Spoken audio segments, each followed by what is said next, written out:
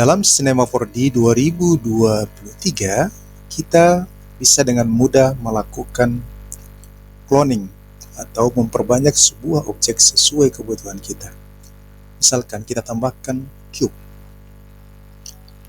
Kita kecilkan dulu ukurannya. Ya, misalkan seperti itu.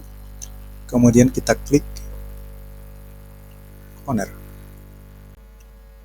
Di sini cube letakkan menjadi bagian daripada cloner. Perhatikan, langsung sudah ada beberapa cube. Lalu banyaknya cube ini mau berapa banyak? Tinggal kita klik cloner di sini, count bisa kita tambah. Sesuai kebutuhan kita.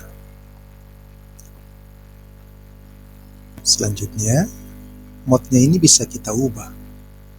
Sekarang dalam posisi grid, kita ubah menjadi linear. Perhatikan dia masih menyatu. Kita perlebar jaraknya. Kelihatan sekarang ada 3.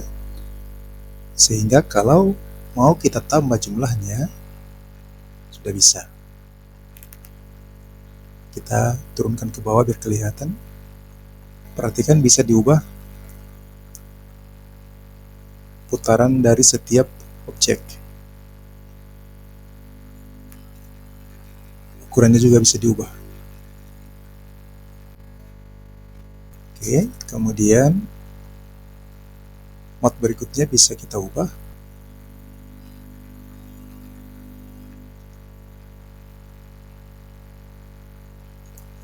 Kita ubah radiusnya.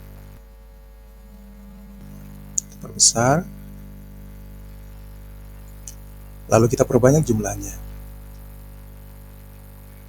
Nah, perhatikan. Sudah bertambah banyak. Ini posisinya XZ. Bagaimana kalau kita ubah posisinya menjadi ZY? Kita perkecil berkelihatan. Bagaimana kalau kita ubah XY? Oke. Nah, sekarang kita ganti lagi mode-nya jadi honeycomb. Kita perkecil. Posisi ZY kita ubah menjadi XY atau kita ubah menjadi XZ. Jumlah untuk lebarnya bisa kita perbanyak sesuai kebutuhan.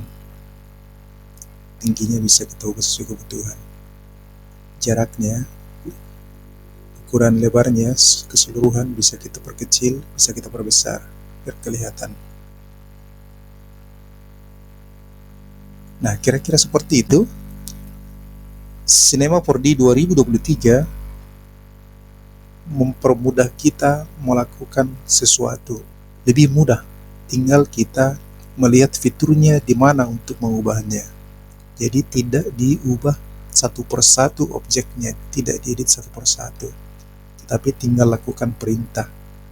Mudah bukan? Selamat mencoba.